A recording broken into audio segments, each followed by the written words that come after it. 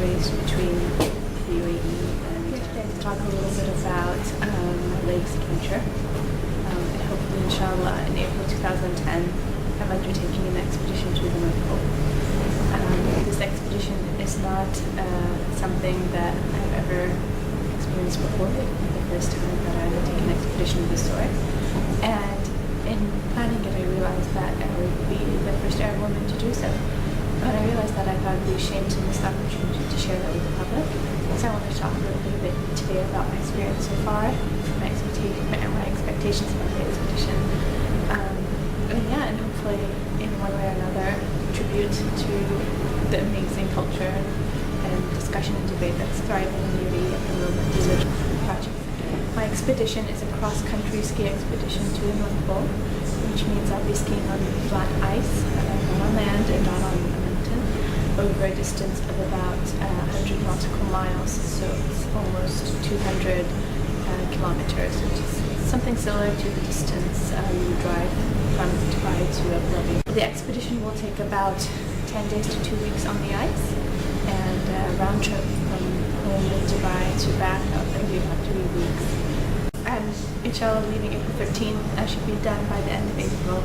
And the reason why we're going in April is because it's a very special time.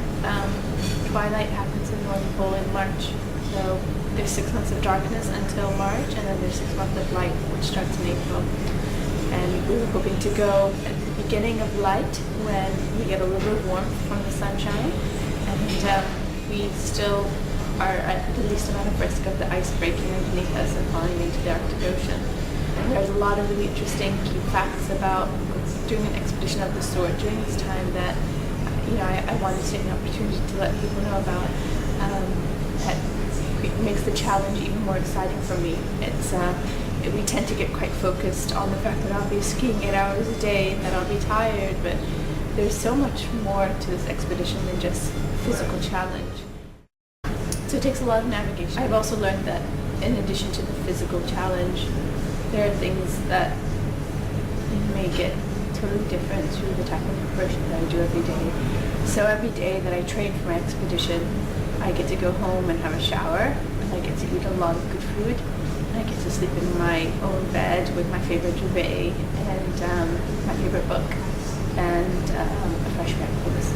Out there, all those comforts are taken away, and you're still expected to perform at the same level, if not at a better level, because it is so cold, and it's not nearly as cold in my training environments.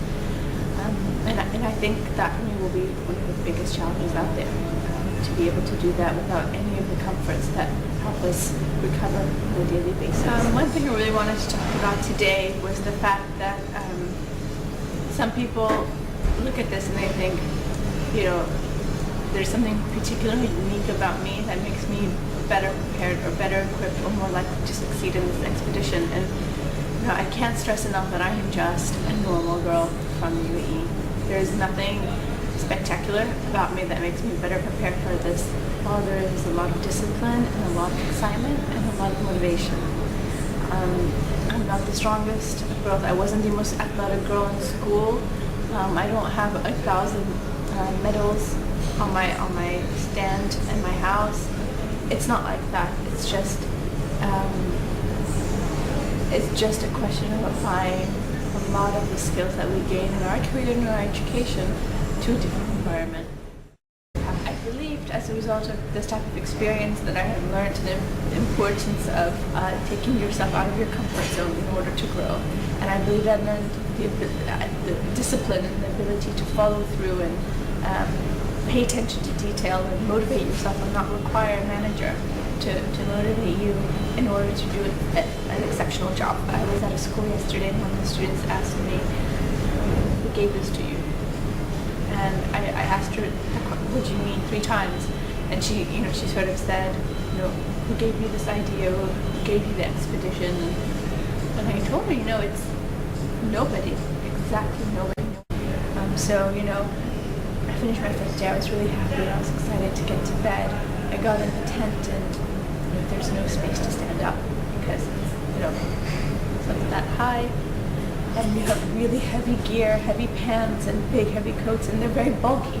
So there's no space to take it off. Every time you turn one way, you hit something. And I didn't realize that I was claustrophobic.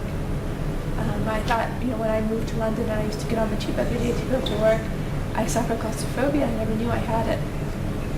And I worked with it. I learned how to deal with it. And I stopped suffering from it. And I thought I had overcome it. But actually, you realize that I'm able to overcome it in a particular environment. I still have more work to do to totally overcome it. And I got frustrated. I went through an 8-hour day of skiing without smiling, laughing, without complaining.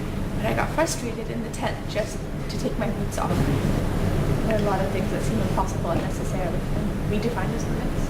We define the limits of what's impossible and what we're not allowed to do. And if we respectfully demonstrate that we can do the things that matter to us and the things that we would like to prioritize respectfully, respecting our culture, respecting our families, respecting our country, we simply follow the footsteps of our leaders. That's what Sheikh Mohammed has always done. He's broken so many boundaries, and he did so without offending people. He did so humbly, he did so without pride, he did so without ego. He did it to help his country progress. And I think we can apply and learn from that and do the same for the things we love, for our careers, even for our family, the way we deal and interact with people. And it's always the same principle. And I hope people can realize that.